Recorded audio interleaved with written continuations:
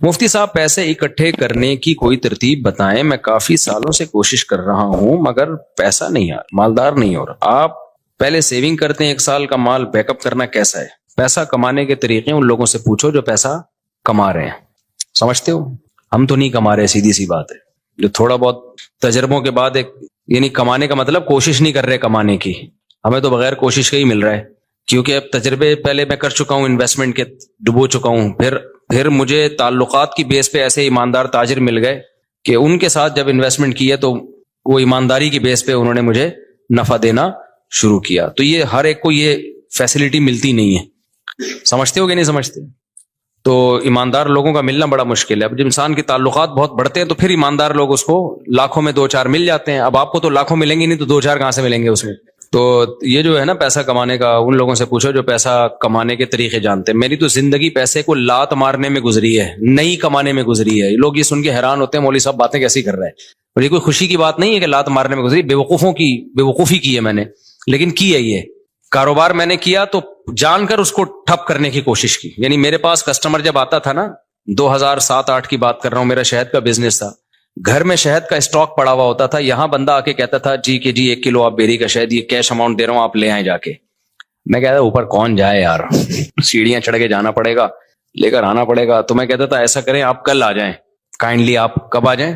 وجہ اس کی یہ تھی کہ مجھے یہ تھا کہ ناشتہ میں نے کر لیا، دوپہر کھانا میں نے کھا لیا، رات کا کھانا پڑا ہوا ہے، مدرسے سے اتنی تنخواہ مل رہی ہے کہ میرا راشن پانی 2 گھروں کا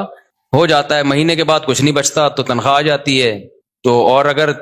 جامعہ سے تنخواہ نہیں ملے، بعض دفعہ وہاں بھی حالات ایسے چلتے رہتے ہیں 2 مہینے، تو دکان والے سے اتنے تعلقات ہیں وہ کریڈٹ پہ دے دیتا ہے، جب 2 مہینے بعد تنخواہ ملے گی تو 2 مہینے کے اکٹھے پیسے نمٹا دیں گے اس کو۔ تو ایسے ہمارا حساب کتاب چل رہا تھا۔ تو مجھے یہ تھا کہ یار میری خواہش کیا ہے، ذاتی گھر پراپرٹی تو میری خواہش نہیں ہے، ایک گھر مسجد نے دیا ہوا ہے، ایک جامعہ تو رشید مجھے اس کا رینٹ دیتا ہے، میں جامعہ میں ٹیچر ہوں، تو گھر کا رینٹ، وہ 2 بیویاں تھی میری اس وقت، تو ایک کا رینٹ جامعہ دے رہا ہے، گیس بجلی کا بل، اور ایک گھر مجھے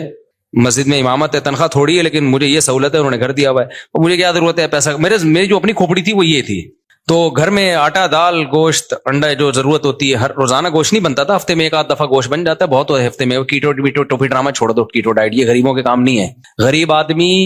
سب کچھ کھا کے بھی ٹھیک رہتا ہے، اور امیر آدمی روزانہ انٹرنیٹ پہ سرچ کر رہا ہوتا ہے کیا کھانا ہے، پھر بھی مر جاتا ہے بہت جلدی۔ تو ظاہر ہے ہم اپنی کیٹو بھی کھائیں گے تو اپنی حیثیت کے حساب سے کھائیں گے نا۔ تو ہفتے میں 1 دن ہمارے گوشت بنتا تھا، اور 1 دن کڑھی بنتی تھی، دال چاول 1 دن، وہ ہمارا اس سیٹ اپ چل رہا تھا۔ صبح مجھے پراٹھے، میں نہیں چھوڑ سکتا تو انڈے پراٹھے مجھے ہو جاتے تھے۔ تو میں سوچتا تھا یار میرا تو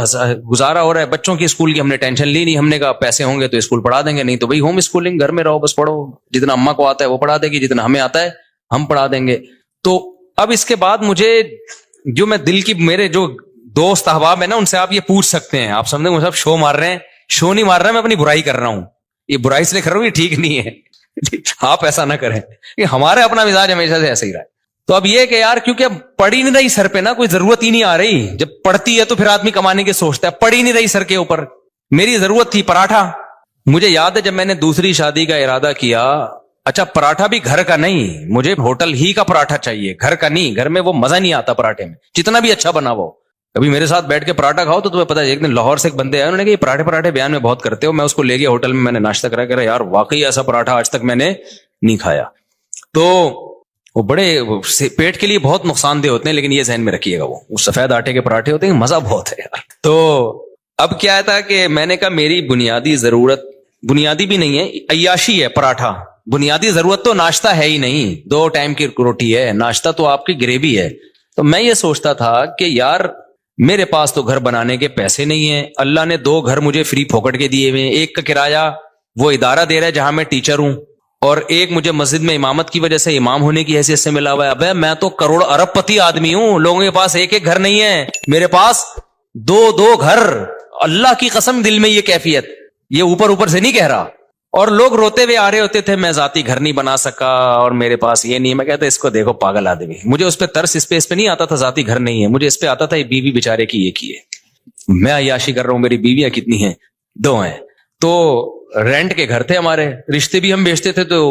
کہ بھائی تیسری شادی کے لیے جب پیغام بھیجا کہاں رکھو گے بھائی، وہ دوسری کو آمادہ کر لیا کہ تیسری کو اپنے ساتھ رکھ لے، انہوں نے کہا بھائی آج کل کوئی نہیں رہتا، اس بیس پہ میری بہت دنوں تک شادی نہیں ہوئی، پھر ایک دفعہ ہو بھی گئی تھی۔ ایک دفعہ ہوئی تھی تو تبھی ہوئی نا پھر 3, وہ اسی ایام میں ہوئی ہے, انہی غربت کے ایام میں. تو الحمدللہ اس وقت مجھے کہیں اتنا سی بھی فیلنگ نہیں ہوئی ہے کہ میں غریب ہوں. اللہ کی قسم میری یہ کیفیت تھی, میرے سے بڑا سیٹ شاید دنیا میں کوئی بھی نہیں. وجہ اس کی یہ تھی, میں سوچتا تھا کہ ایک ہوتی ہے ضرورت, اللہ میری صرف ضرورت پوری نہیں کر رہا بلکہ مجھے ضرورت سے کئی گنا زیادہ دے رہا ہے. یہ جو پراٹھے میں صبح انڈے کے ساتھ پھوڑ رہا ہوں یہ میری ضرورت بولو. تو میں تو 3 ٹائم کا کھانا کھا رہا ہوں یار, گوشت ہفتے میں 1 دن کھا رہے ہیں تو کیا ہوا, دال چاول اور بھنڈی کا جو مزہ ہے, خدا کی قسم بھوک لگ رہی ہو, بھنڈی ایسے پھوڑتا ہے آدمی, میں تو مزے لے لے کے کھانا کھاتا ہوں. بھوک لگ رہی ہو, ابھی مجھے لگ رہی ہے بھوک,